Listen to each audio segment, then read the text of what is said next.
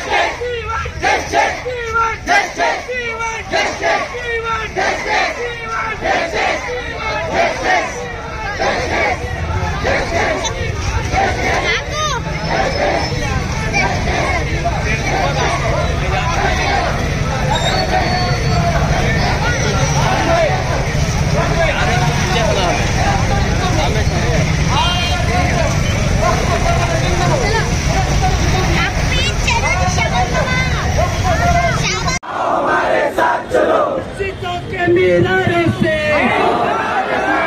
गलियों से चौराहों से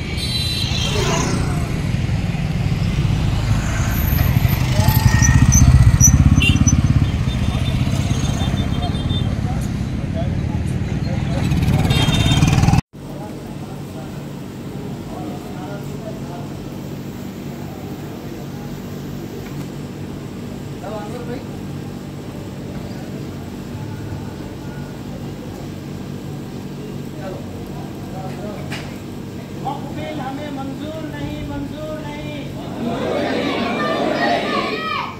वापस लो, वापस लो, जब तक वापस नहीं लेंगे हम नहीं हटेंगे। वक़्फ़िल हमें मंजूर नहीं, मंजूर नहीं, वक़्फ़िल हमें मंजूर नहीं, मंजूर नहीं, वक़्फ़िल वापस लो, वापस लो,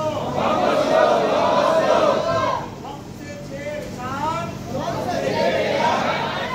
से छेड़छाड़ है, वक़्फ़िल वापस लो, वापस लो, हमें मंजूर नहीं, मंजूर नहीं,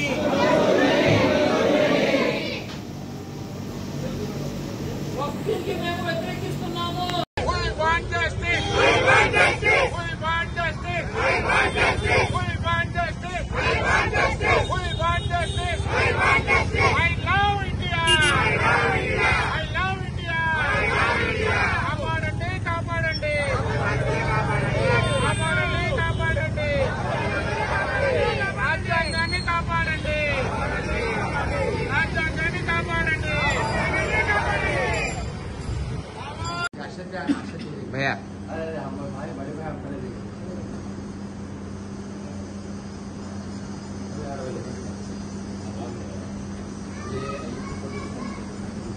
स्पाइसेस को जूम करो, अयो स्पाइसेस को जूम करो। हाँ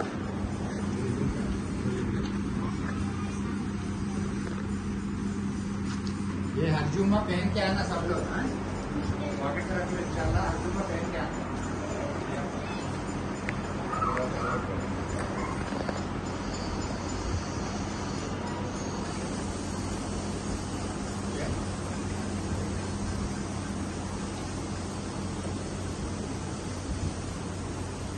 जगह नहीं है।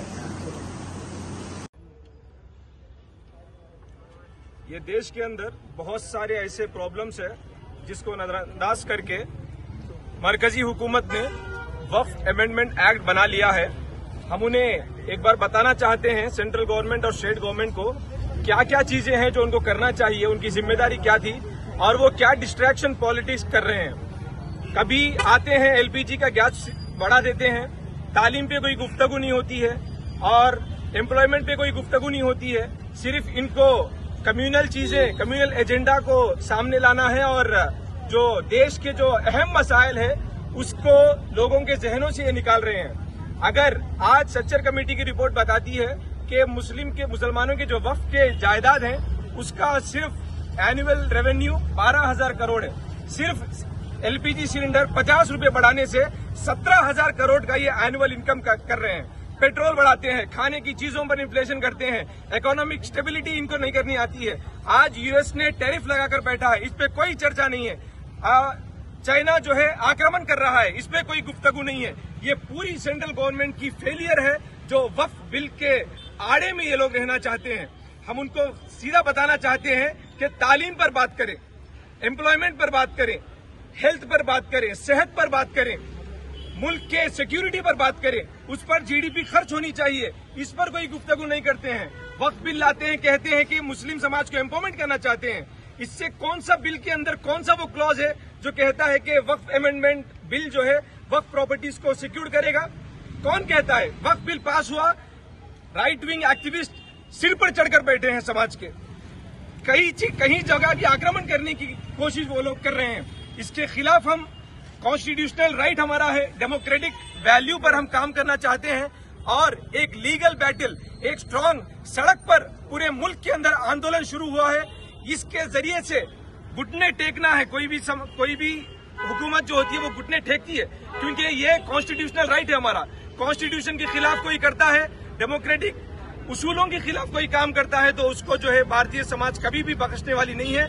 आने वाले इलेक्शंस हमारे हाथ में हैं और आने वाले जो भी हमारा डेमोक्रेटिक पावर है उसको हम इस्तेमाल करेंगे पीसफुल और डेमोक्रेटिक प्रोसेस में। ये हम इस जंग को, इस स्ट्रगल को, इस हमारी कोशिश को जारी रखेंगे और लोगों को जो जरूरतों की चीजें हैं वो मुहैया करने के लिए ऐसे कानून जो ला रहे हैं इनका पर्दाफाश हम करेंगे। वापस लो, वापस लो।